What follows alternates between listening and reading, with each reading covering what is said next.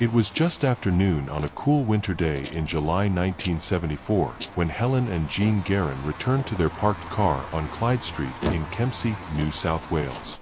Their 3-year-old daughter walked beside them. But something was wrong. The pram, where they'd left their 2-month-old son Marcel, was empty. The baby blanket was still folded. The bottle was gone. Marcel was nowhere. In the middle of a quiet Australian town, in broad daylight, an infant had vanished. No one saw who took him. No one noticed him leave. In minutes, he was gone, without a sound. Police launched a massive search. Roadblocks, canvassing, dogs, helicopters. They found nothing. To this day, no trace of Marcel John Guerin has ever been found. No witnesses. No answers. Just an ordinary family, and a disappearance that still haunts Australia 50 years later. Helen and Jean Guerin weren't from Kempsey.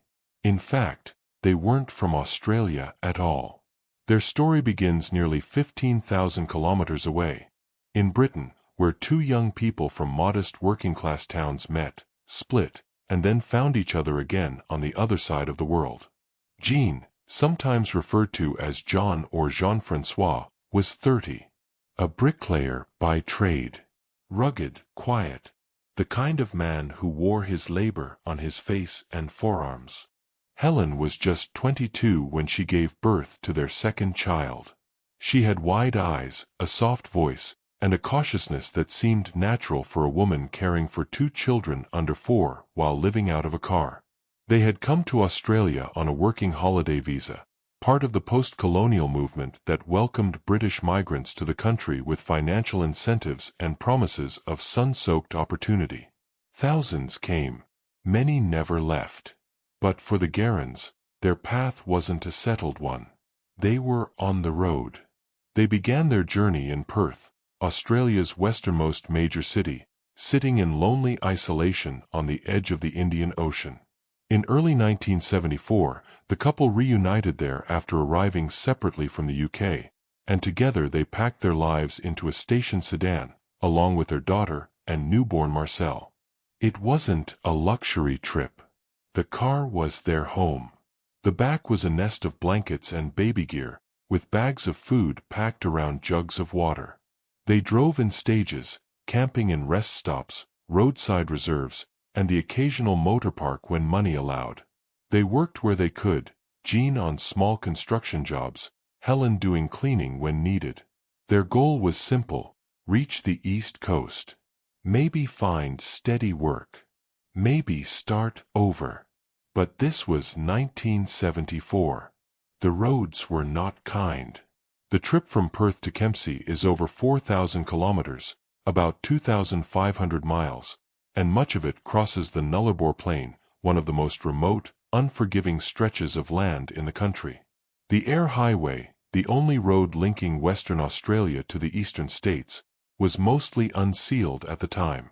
That meant hundreds of kilometers of rough gravel track, filled with potholes, dust clouds, and endless treeless horizon.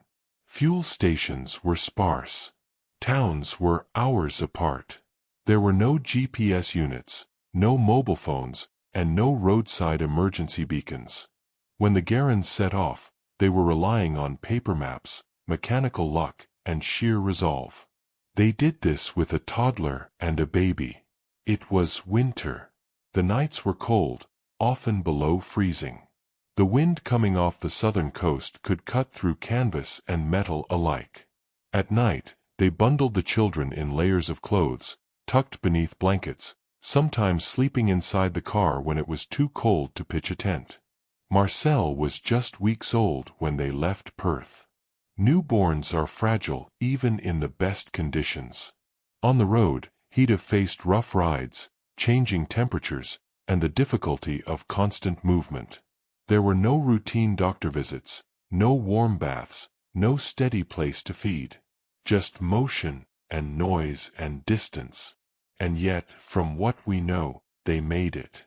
All the way across the continent, into the eastern states, past Adelaide, through the Blue Mountains, and eventually to the mid-north coast of New South Wales, to a town called Kempsey. It was a Tuesday, July 23rd. The family pulled into town in the late morning and parked along Clyde Street, Kempsey's main commercial strip at the time. The town had a post office, a few retail shops, a pharmacy, and a long arcade with covered walkways. It was here, after thousands of miles of terrain, after months of uncertainty and survival, that the unimaginable happened.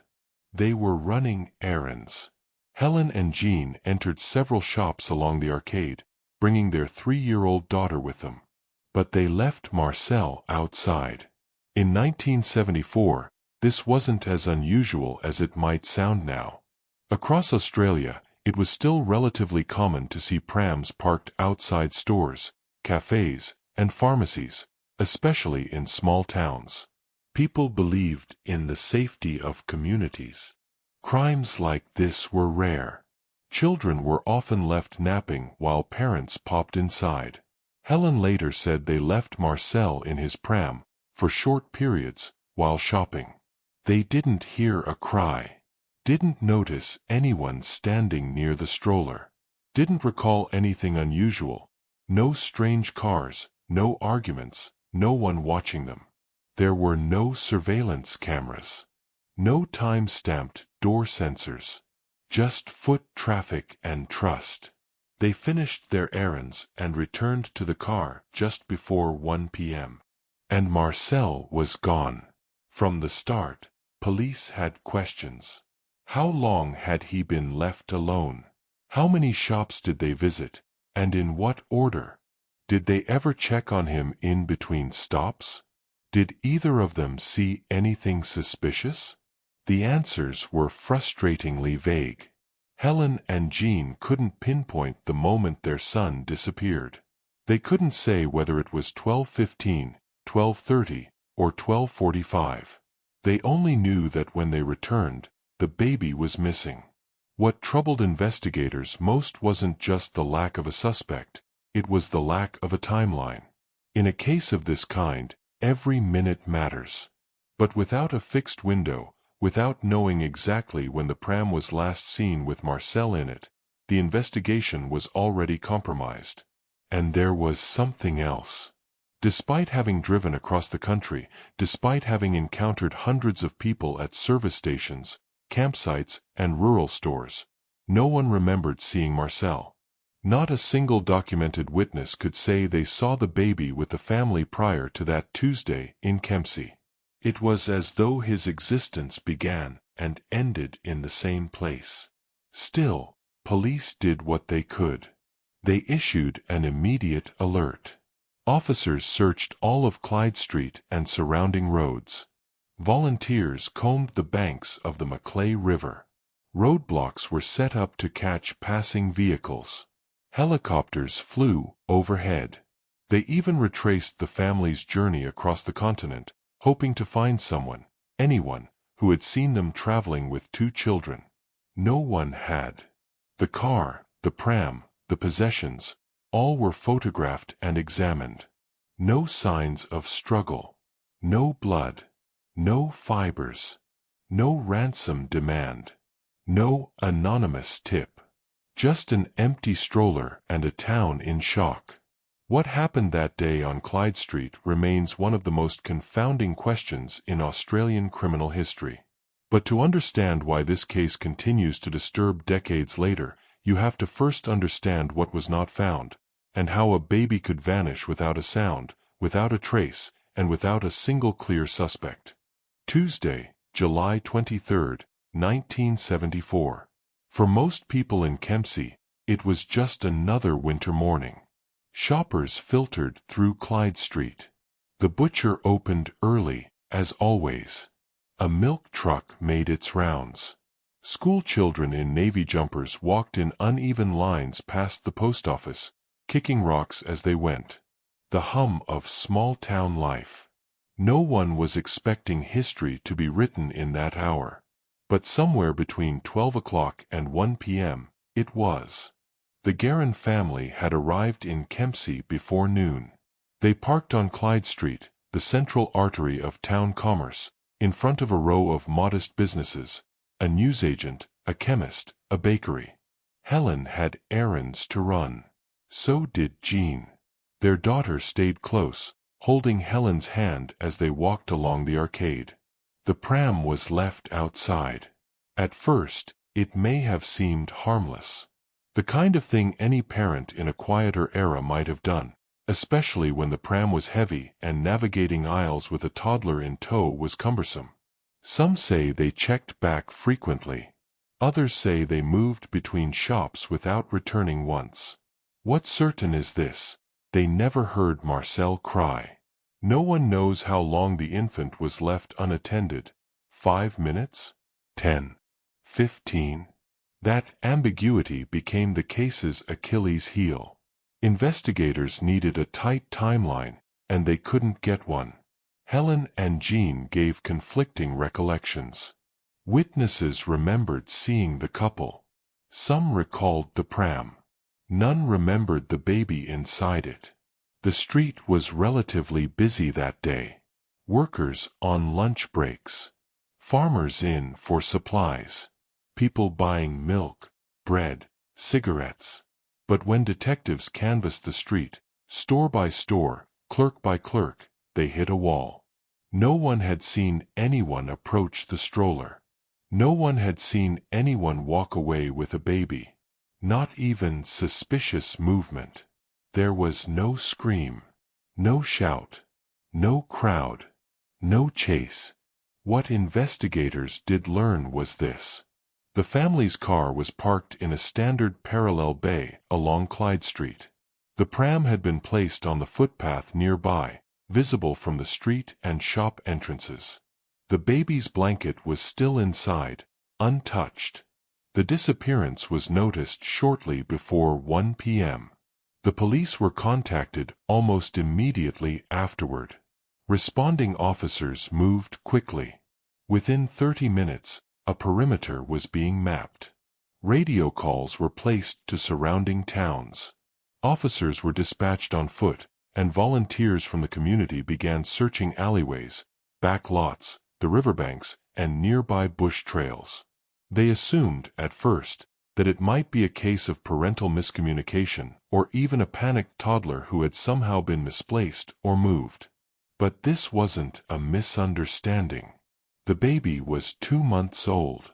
He couldn't walk, couldn't crawl, couldn't leave on his own. And when they turned the town upside down that afternoon, they found nothing. By evening, the case had escalated. Search dogs were brought in. Checkpoints were set up on all roads leading in and out of Kempsey.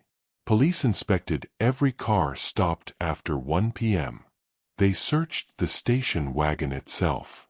No blood, no damage, no forensic indicators of struggle, no fingerprints of anyone but the family. The child's clothes and formula were still in the back seat. Investigators fanned out along the Maclay River and into the low scrub at the town's edge. Every footpath and drainage culvert was searched. Nothing. It was as if Marcel had disappeared into air, in a public space, with no witnesses and no noise. The early theories were limited by what little they had. Could someone have abducted him? If so, how quickly would they have had to move? The shops were close together. The Guerins weren't away for long.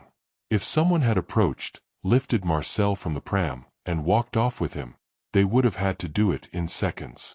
And do it unnoticed in the middle of the day. There was no report of a strange car. No report of a woman or man seen carrying a baby on the street. No employee remembered anyone acting in a hurry or nervous. Still, investigators began drafting profiles. If this was an abduction, it had to be planned. Or at least intentional. No random passerby snatches a baby without motive, especially not in a close-knit town where strangers stand out. They considered a targeted abduction, though that theory quickly ran into trouble. The Guerins had only been in Kempsey a few hours. They didn't know anyone. No one knew them. There was no one to target them. So what was this? An act of opportunity? A mental health crisis?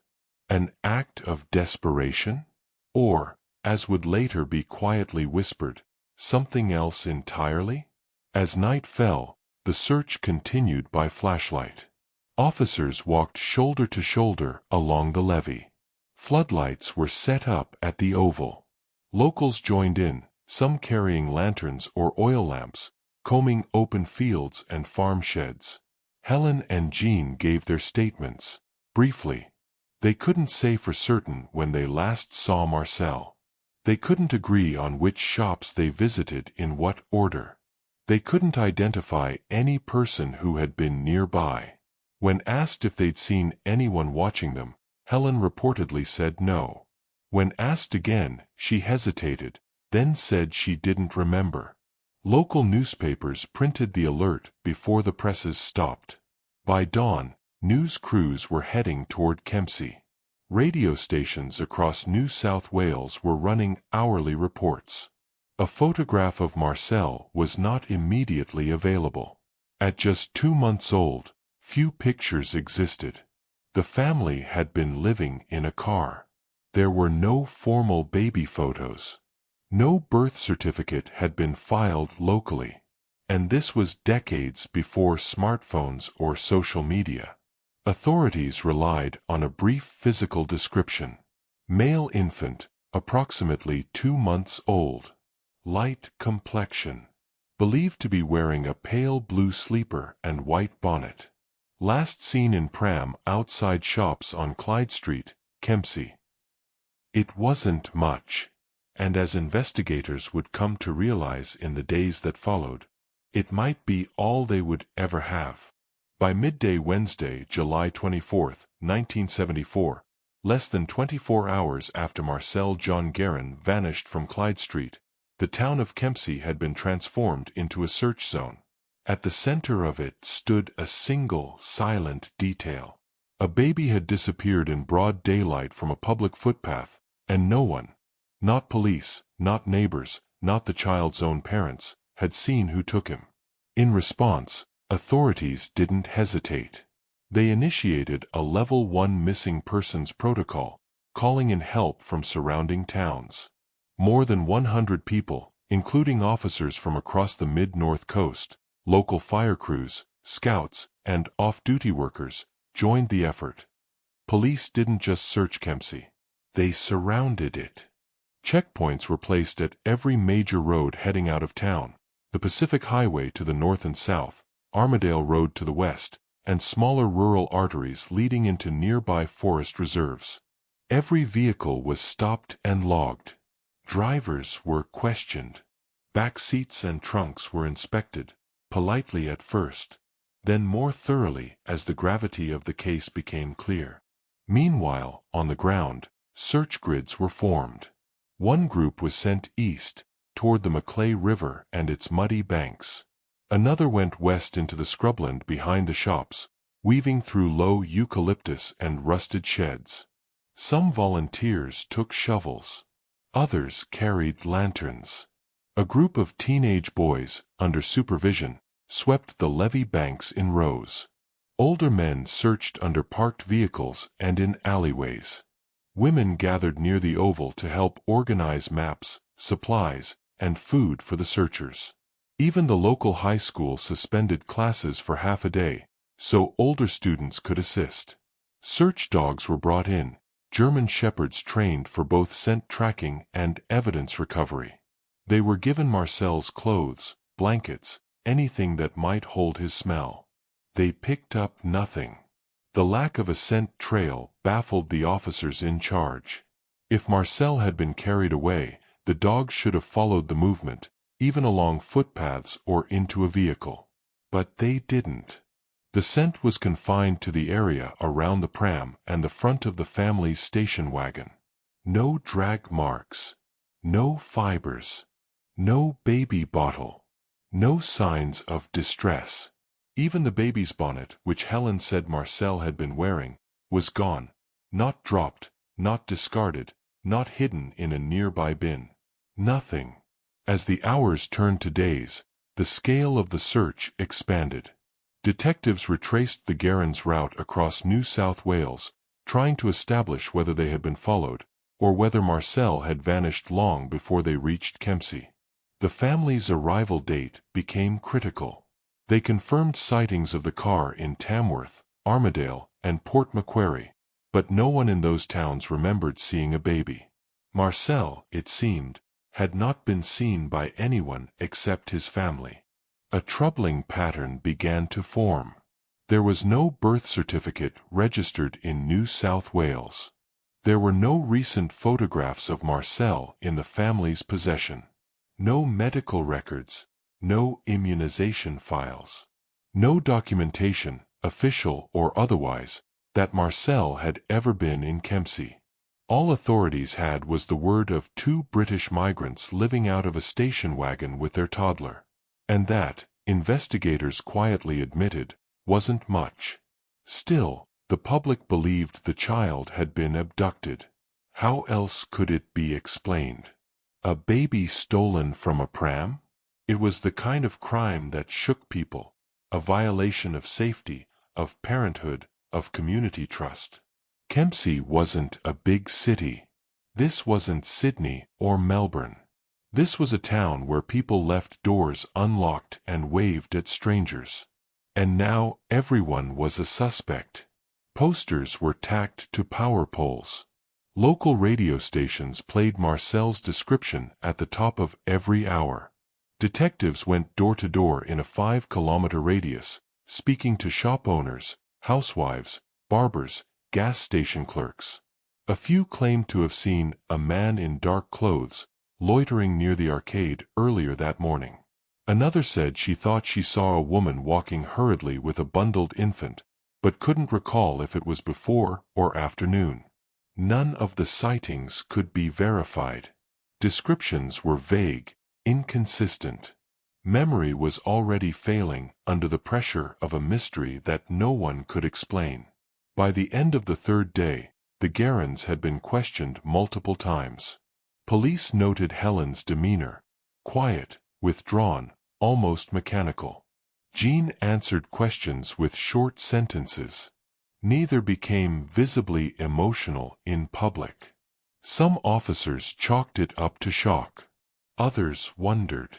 There were rumors, of course, whispered in the corners of tea shops and behind petrol stations, that the baby never existed, that something happened on the drive from Perth, that the family had made up the abduction story to cover something darker.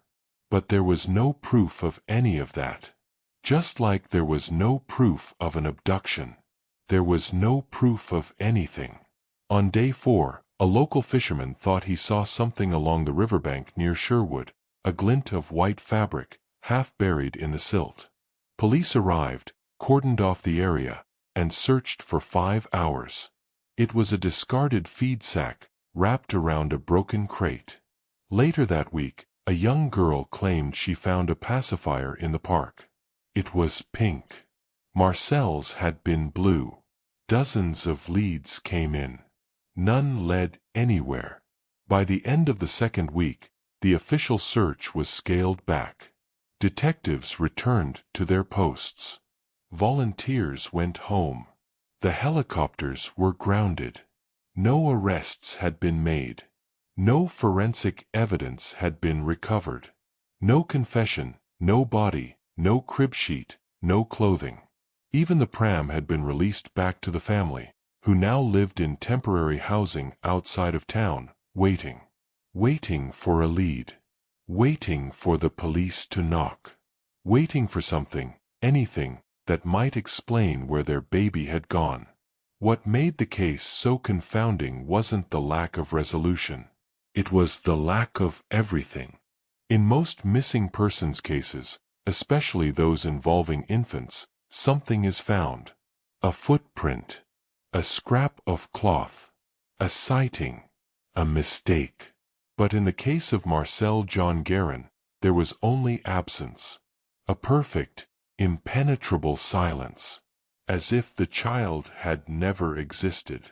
And yet, His parents swore he had. They had fed him, held him, driven across a continent with him. They knew he was real, but no one else could prove it.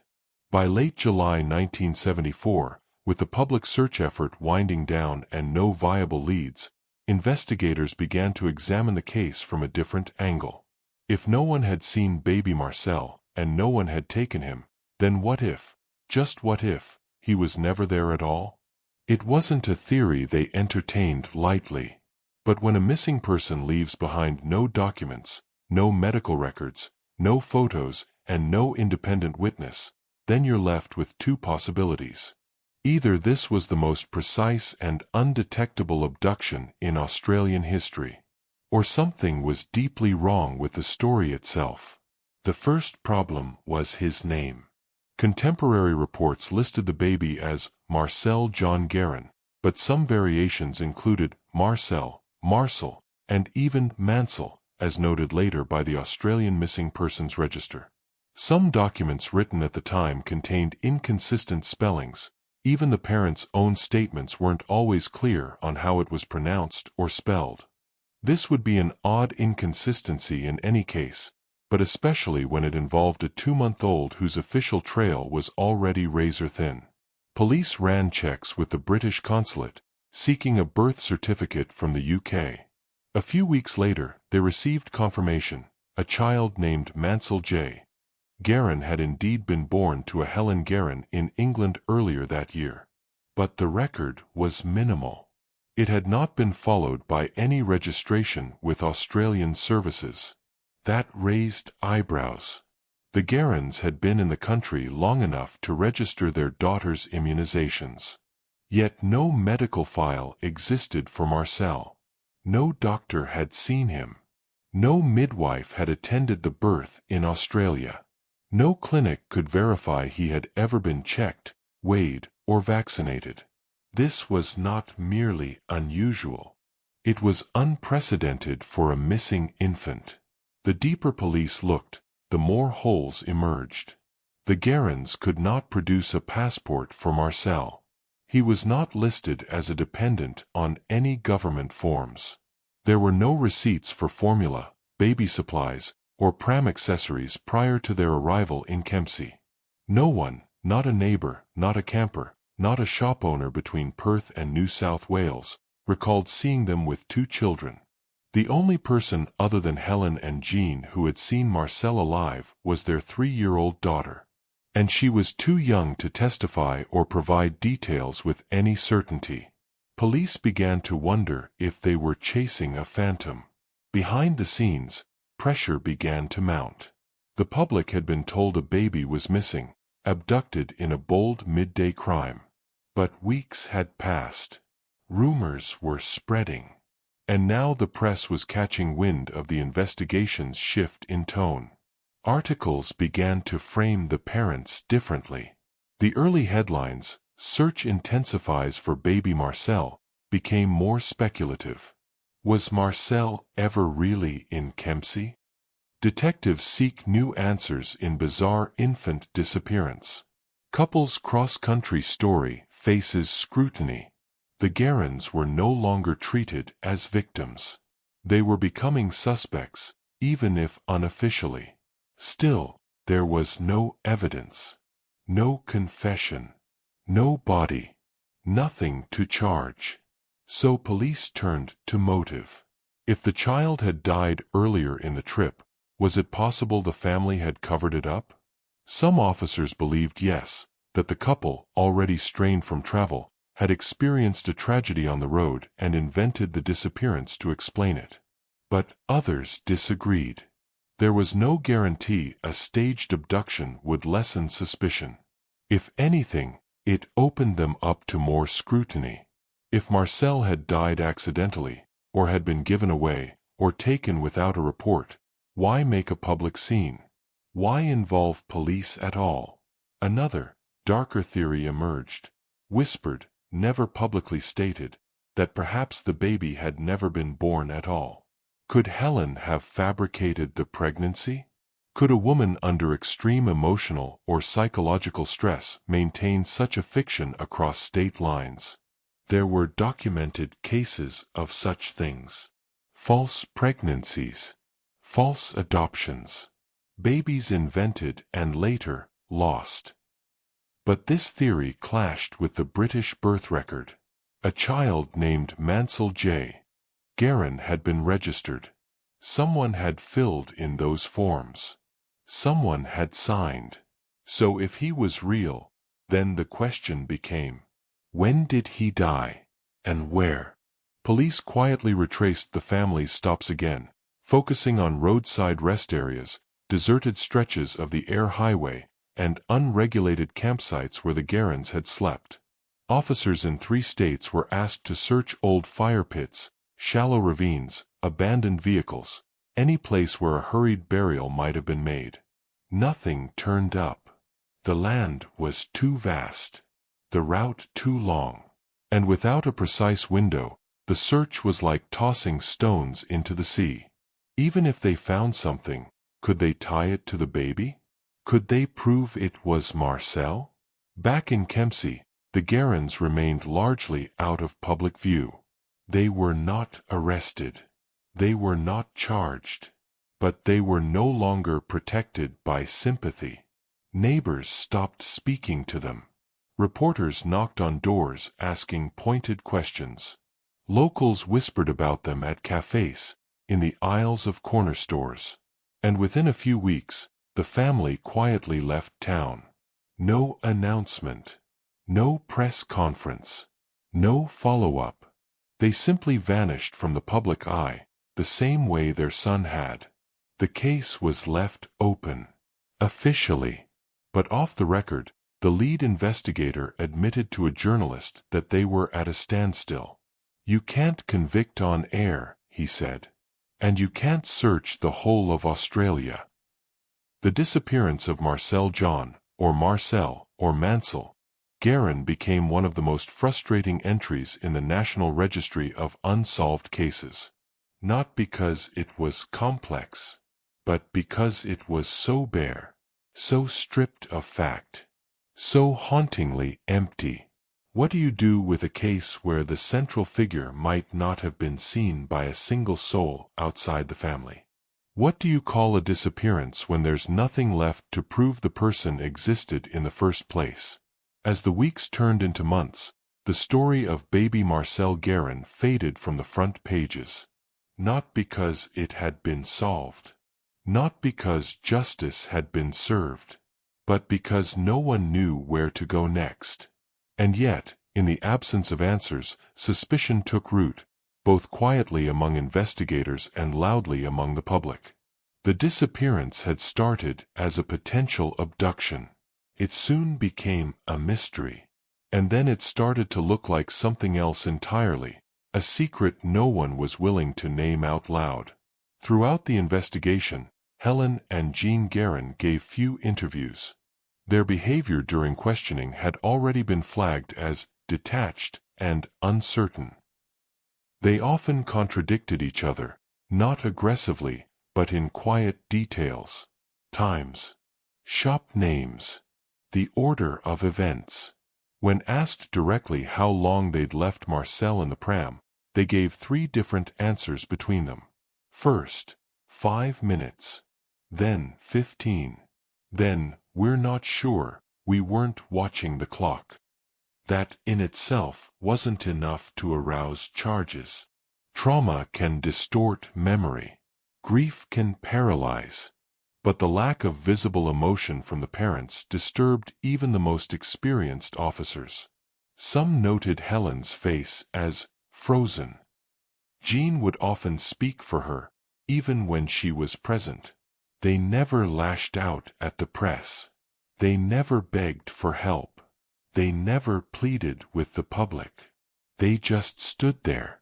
In the absence of evidence, the case was left to the court of public opinion. And as is often the case with unsolved disappearances, 3 dominant theories emerged, each with their own contradictions. This would be an odd inconsistency in any case, but especially when it involved a 2-month-old whose official trail was already razor-thin. Police ran checks with the British consulate, seeking a birth certificate from the UK. A few weeks later, they received confirmation. A child named Marcel Guerin had indeed been born to a Helen Guerin in England earlier that year. But the record was minimal. It had not been followed by any registration with Australian services. That raised eyebrows.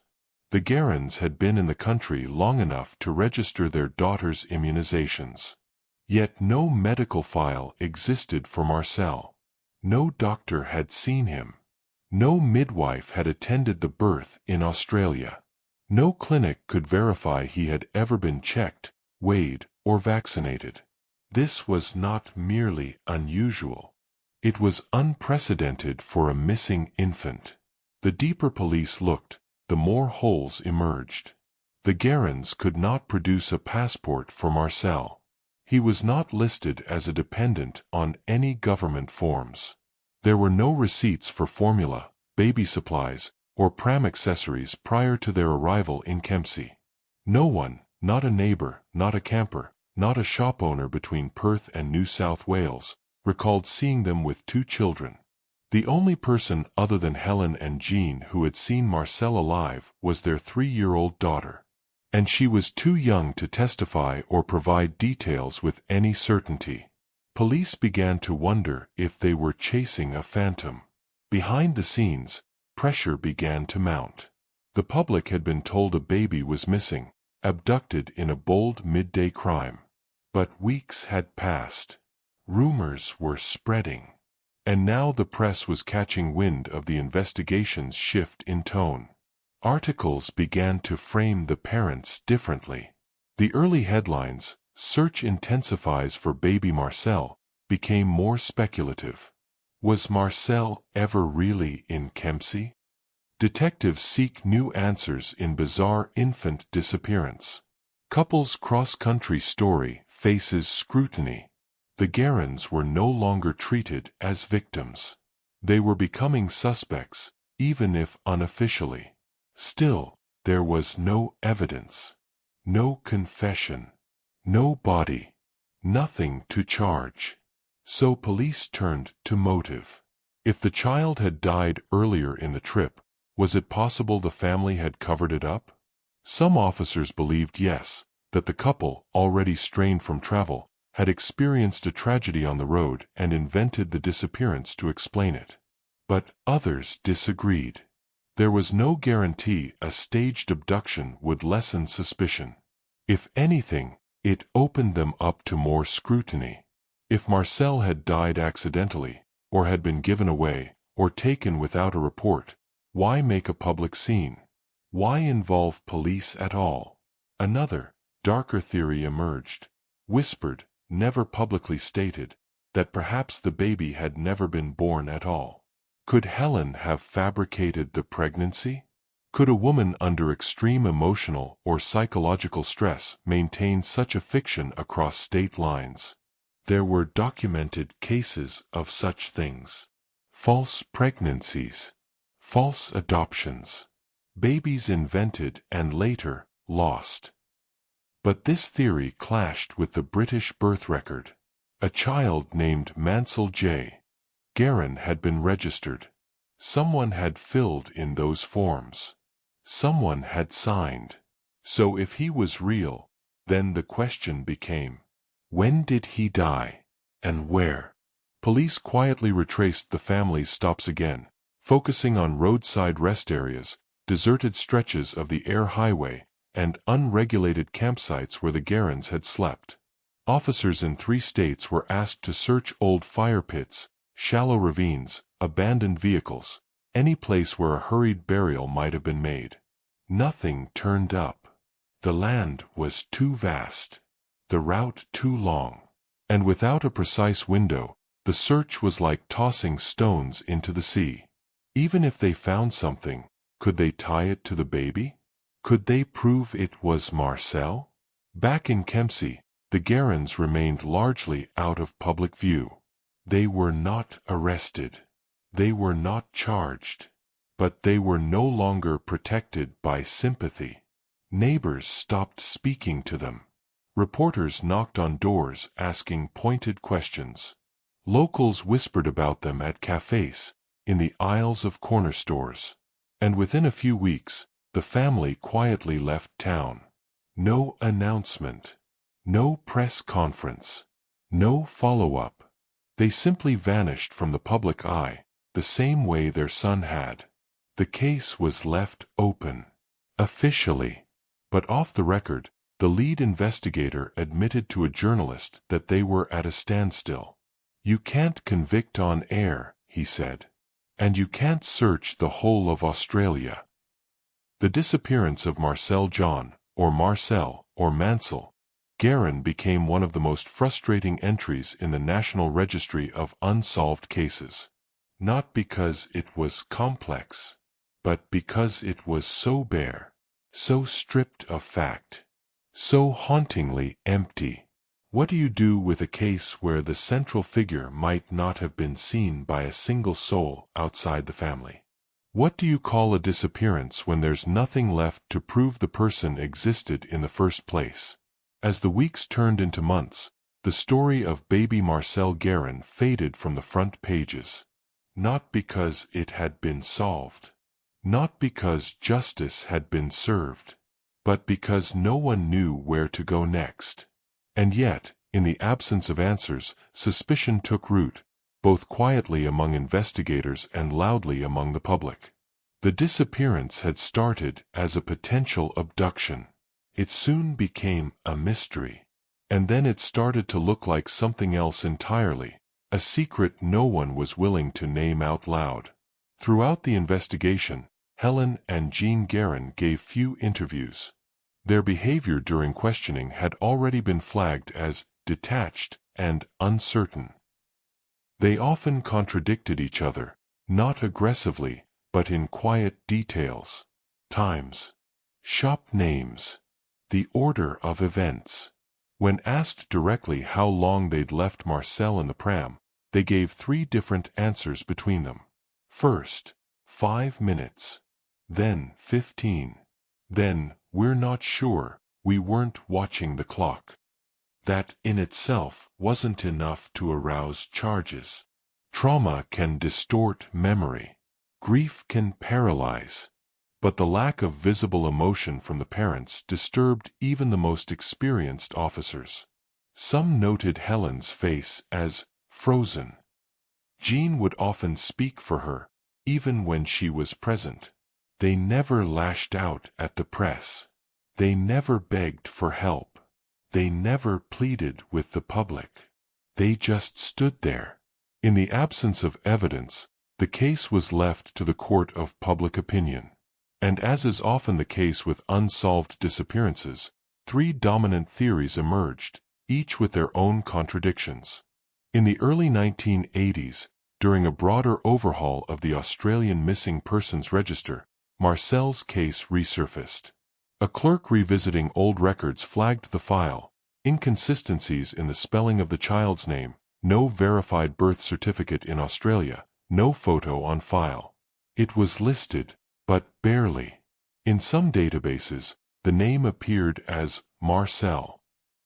In others, Marcel. In one UK-based listing, Mansell. Even now, decades later, digital records still reflect this inconsistency. Type in one name, and his file won't appear.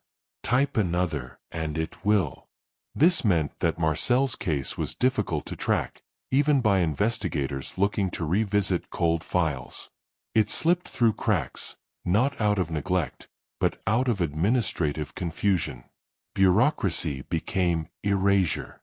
Unlike most missing child cases, the Guerins never pushed for a reward fund. No public appeals were made. No posters were printed by the family. No anniversary statements. No trust set up. No foundation in his name. It was as if, when the media lost interest, the parents did too. That silence is what unnerved people the most. Not that they failed to do enough, but that they seemed to do nothing at all. Even families who are overwhelmed by grief often engage with investigators. They follow leads. They knock on doors. They chase podcasts and books and psychic tips. But the Guerins simply left. And the baby was never seen again. In 1999, the case was brought up during a private law enforcement seminar on cold cases in New South Wales. One detective mentioned it during a presentation about unrecoverable child files. His wording was careful. Sometimes, you get cases where there's nothing to re-interview. No one to charge. No chain to pull. Just a void. He was talking about Marcel. There were no updates. No new evidence. DNA technology had advanced, but there was nothing to test. No clothing. No blood. No recovered remains. No documented possessions beyond the stroller, which had long since been returned to the family. Even the stroller had no fingerprints other than the family's. No new detectives took on the case. No cold case task force reopened it. There wasn't anything to open. In recent years, online forums have tried to trace the Guerin's daughter, the only other person who might have remembered Marcel. She would be in her early 50s today. But her identity, like the rest of the family's, has been shielded by time, privacy laws, and a nearly invisible public trail.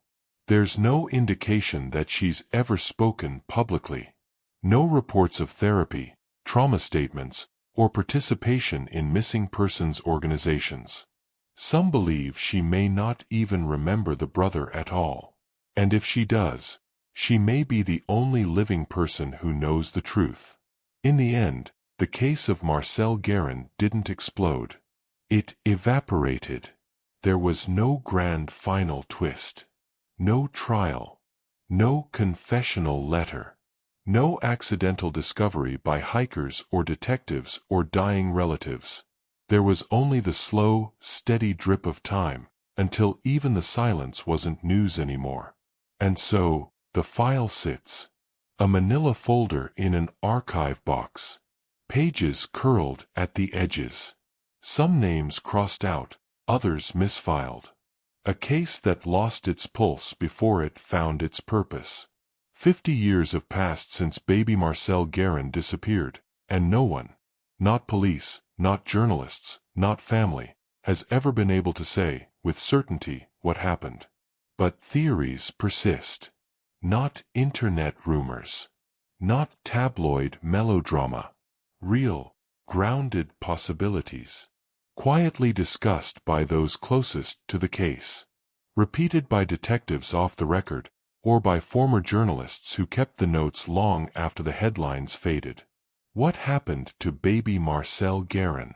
Here are the 4 most plausible scenarios, not wild speculation, but reasoned outcomes drawn from what little is known. Scenario 1. A tragedy on the road.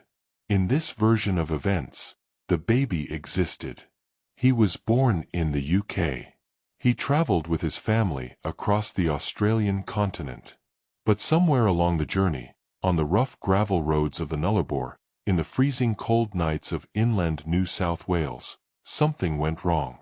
Maybe it was illness. Dehydration. Exposure. A moment of panic during an already stressful life on the move. And when it happened, whenever and wherever it did, the Guerins didn't go to a hospital. They didn't call for help. Whether out of fear, guilt, lack of resources, or mistrust of authorities, they made a desperate choice. They hid what had happened. Buried the child. Cleaned out the car. Kept moving. Until, somewhere near the coast, the weight of the lie became too heavy. So they constructed a story, a baby stolen from a pram, a public disappearance that would divert suspicion and explain away a death no one was supposed to see. This version is tragic. It's also plausible. But for it to be true, Marcel had to be alive when they left Perth, and no one, to this day, has been able to prove that. Scenario 2. The baby was given away.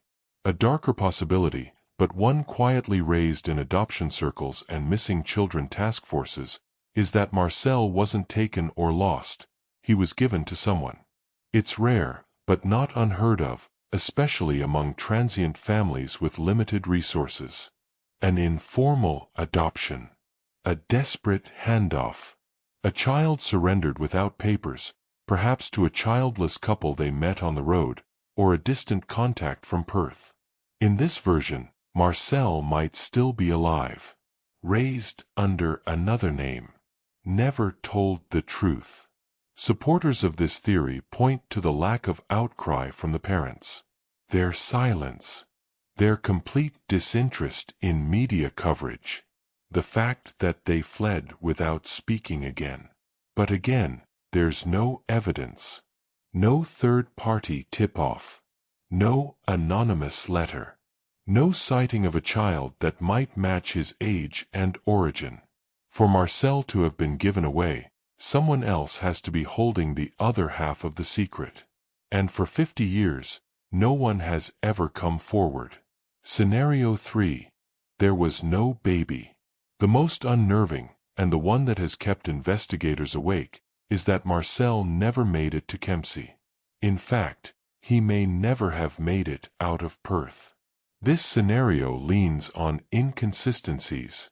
No confirmed sightings of Marcel between his birth and the day of his disappearance. No medical visits, even for a newborn.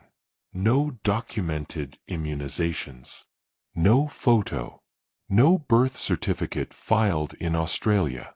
The UK registry confirms a child named Marcel Guerin was born. But nothing beyond that. No migration records, no arrival stamps, no customs declarations showing an infant in the family's party. If Marcel died shortly after birth, or never left the UK, then the disappearance was a fabrication, designed to fulfill a role, cover a truth, or generate sympathy. This theory is often dismissed for being too dark, too calculated. Why would a young couple fabricate the existence of a second child, and then stage his disappearance in a small Australian town? But then again, why would they abandon the case so easily? Unless there was nothing to abandon. Scenario 4. A stranger really did take him. We come full circle to the most terrifying and least supported possibility, that someone in broad daylight took a baby from his pram on Clyde Street and disappeared without a trace. If this happened, it would have been done with terrifying precision. No witnesses. No hesitation. No evidence. Perhaps a woman. Someone familiar with babies. Someone who blended in. Or a man posing as a parent. Or an accomplice who had been watching the family since earlier in the day. In this version, Marcel was real, present, vulnerable, and he was taken by someone unknown and still unidentified. Supporters of this theory, few as they are, believe it's possible the baby was trafficked, that he was stolen by someone looking to adopt without going through the system, or that it was a crime of opportunity by someone mentally unwell. But it leaves too many questions. Why didn't anyone see? Why didn't the dogs find a scent trail? Why has no one come forward in 5 decades? There's a haunting line in one of the early police memos, dated just days after the event. The officer wrote, "Every version of events points to a possibility, but no version can be confirmed. We're chasing shadows cast by a missing child who may not have been here at all." That's what makes the Guerin case so maddening. It doesn't fall apart under pressure. It dissolves. You can't pull threads because there are no threads. You can't connect dots because the dots are smudged. You can't even say what crime, if any, was committed, because the absence of a child is not the same as proof of abduction, neglect, or fabrication. It's a mystery that lives on the edge of what we can prove. We don't know where Helen or Jean Guerin are today. There are scattered records of individuals by that name in the UK, but none that can be firmly tied to the case. The daughter, Marcel's sister, remains unidentified. If she knows anything, she has never said it publicly. No family members have come forward to speak about Marcel. No one has claimed a connection, demanded justice, or even defended the parents. It's as if the story itself was sealed shut not long after it began, and the people closest to it chose to turn the page and never look back. But the question remains, why would you turn the page if your child was still missing? In the years since baby Marcel Guerin vanished from a footpath in Kempsey, New South Wales, the world has changed completely. Australia has grown into a nation of surveillance cameras, digital records, DNA databases, and 24-hour media. Children now wear GPS watches. Parents install baby monitors with motion sensors. There are task forces for child abductions, social workers for at-risk families, and entire departments dedicated to cold cases. But even in this modern web of traceability, Marcel's file remains a blank page. Not because no one tried, but because, in this case, trying never led anywhere. The case of Marcel Guerin is technically still open. In most jurisdictions, a missing person file involving a child is never officially closed unless a body is found, or the person is confirmed alive. That means Marcel is still listed in certain archives as missing. Occasionally, he's mentioned in connection with other cold cases or in academic papers about unsolved disappearances. But realistically, the file is dormant. There is no active investigator. No budget assigned. No new leads to follow. It rests, like many other cases from the 1970s, in a sealed archive somewhere in New South Wales, stacked alongside other stories that never found a second chapter. What makes Marcel's case unique is that it remains an open question of existence. We know the name, but no one can agree on the spelling. We know there was a baby, but we can't confirm if he reached the place where he was said to vanish. We know a disappearance was reported, but we don't know if a crime ever occurred. In recent years, the case has found a new, quiet life online. On forums like r/Unresolved Mysteries and r/True Crime, users stumble across old newspaper clippings. They ask questions. They compare theories.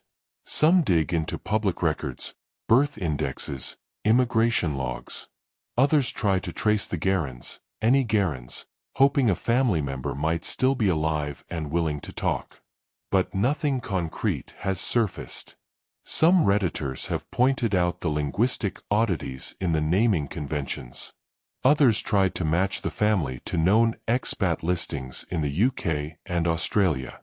One user even claimed to have found a woman in her 50s living in Queensland who matched the daughter's likely age and name, but nothing ever came of it. To date, no one claiming to be Marcel's sibling, cousin, or extended family member has come forward publicly. There's no Facebook tribute page, no memorial plaque, no trace of grief that lives in the digital age. Only archived threads and dead links. If Marcel is alive, he would be 51 years old today. He might have children. He might be married. He might be living in a city he doesn't realize he wasn't born in.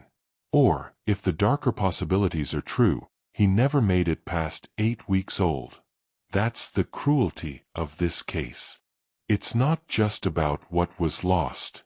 It's about what was never allowed to form. An identity, a memory, a place in the world. Marcel Guerin exists in public consciousness only as a question. A whisper in a file. A name that never took root in the systems built to protect him.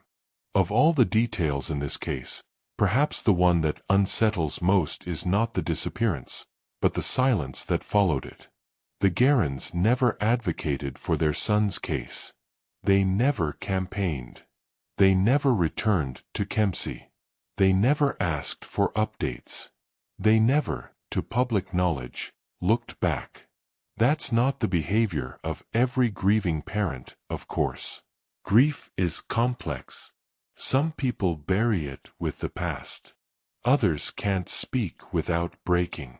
Some hold on too tightly. Others don't speak at all. But to disappear, fully, cleanly, and forever, from a case this unusual? It leaves a silence so large it feels intentional. All that remains today are fragments.